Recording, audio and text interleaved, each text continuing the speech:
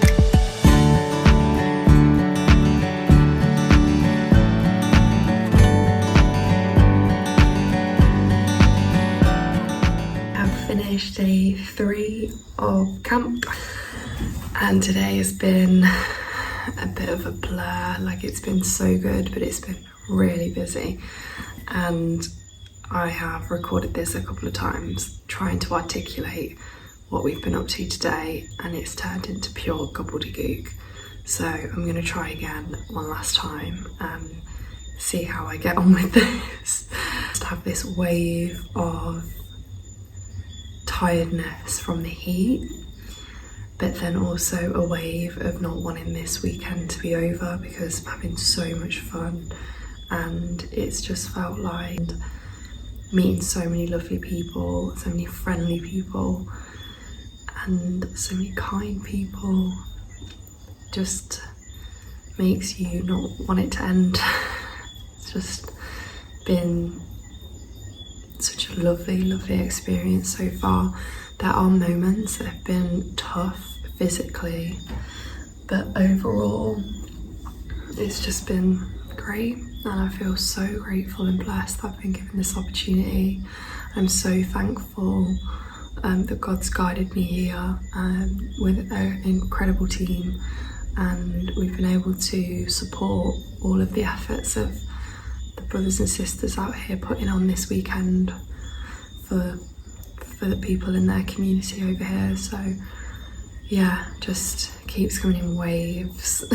Like, however, I did finally articulate how I feel about the heat and describing it, but when I describe it like this, I'm not describing it because it's a cliche. I'm describing it literally, so very much literally.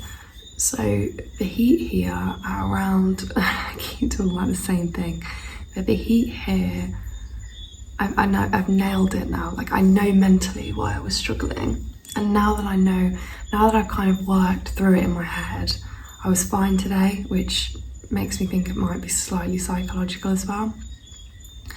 But theoretically, around 1 o'clock, the weather turns into a literal sauna. It feels like you're stepping into like a sauna, maybe one that would be on in the UK, but you can't leave. So it's almost like at that 20 to 30 minute point when you get out of the sauna in the UK, because you kind of feel like you've detoxed and you've had a bit of a sweat, and then you just open the door and maybe have a cold shower and then cool down.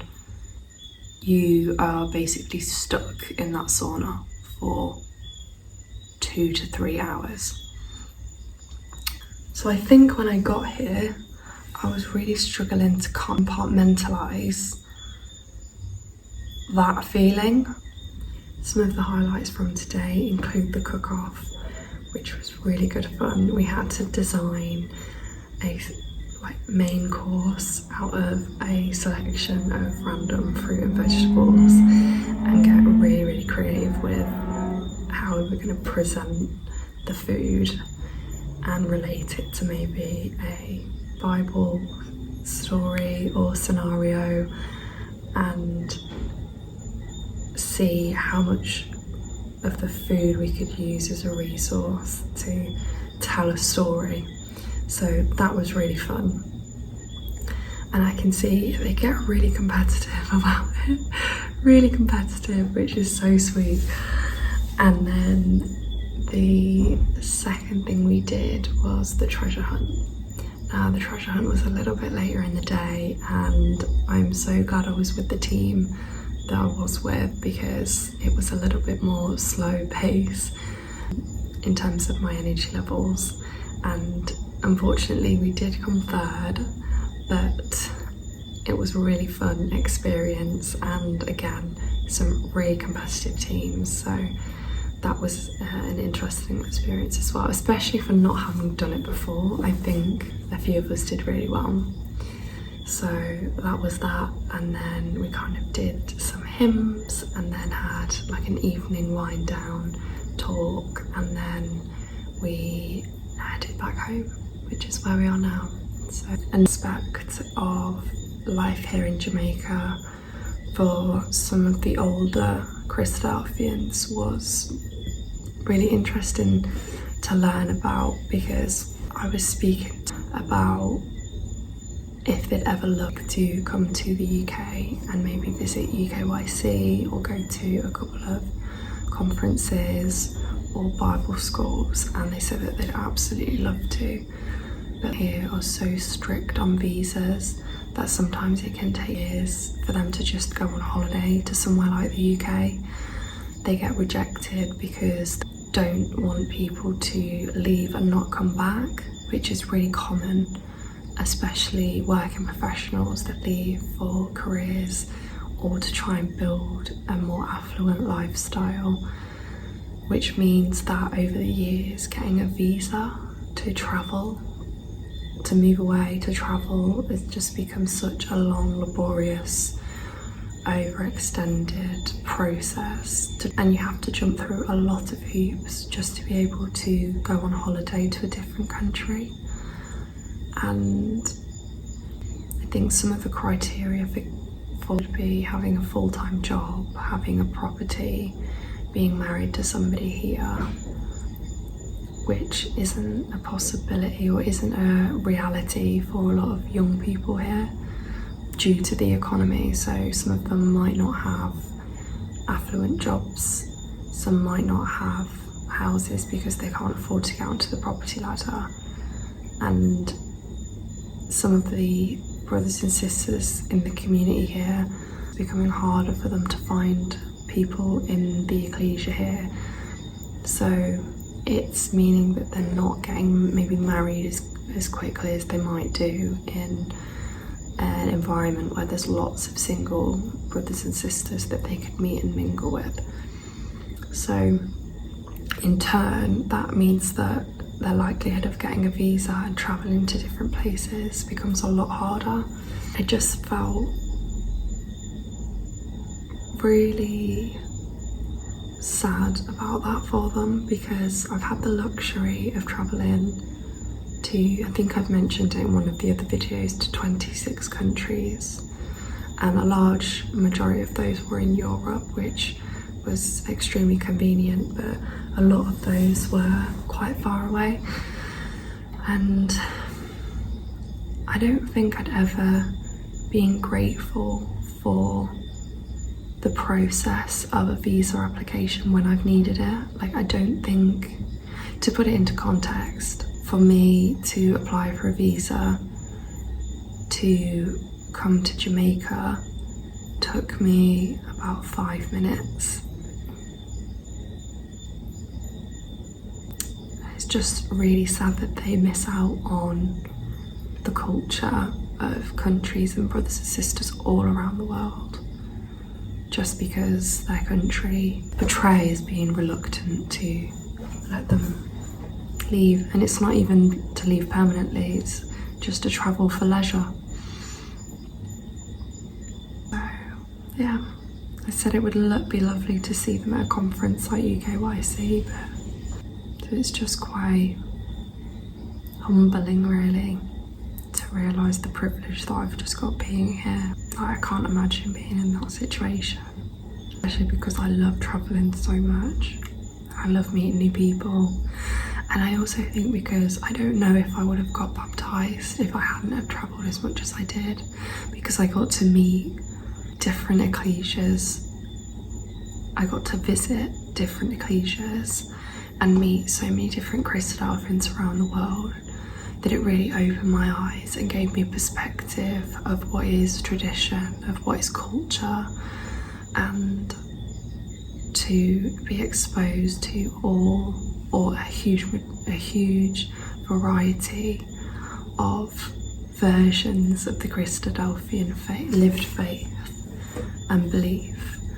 But maybe having an exposure to cultural differences was something that really made me evaluate what was important and what mattered and what didn't. So that when I came back to the UK and I was struggling with UK culture, I was struggling to fit in, I was struggling to kind of connect with people, when I was going to all these other countries, and it was effortless and it was easy, and I was maintaining these beautiful friendships with people that I'd met over the course of a couple of weeks. It was the first time, that I felt like I fitted in. And to think that there might be young people here that don't get to have that chance is just makes me feel a bit sad. tired right now, so it could be that as well. So that is day 3 of camp, and super excited for a big day tomorrow. We're gonna have our formal dinner. There's also a session of etiquette training, which I'm really interested to see how that looks. So yeah, I'm gonna have an early night and hopefully look forward to a big day ahead tomorrow.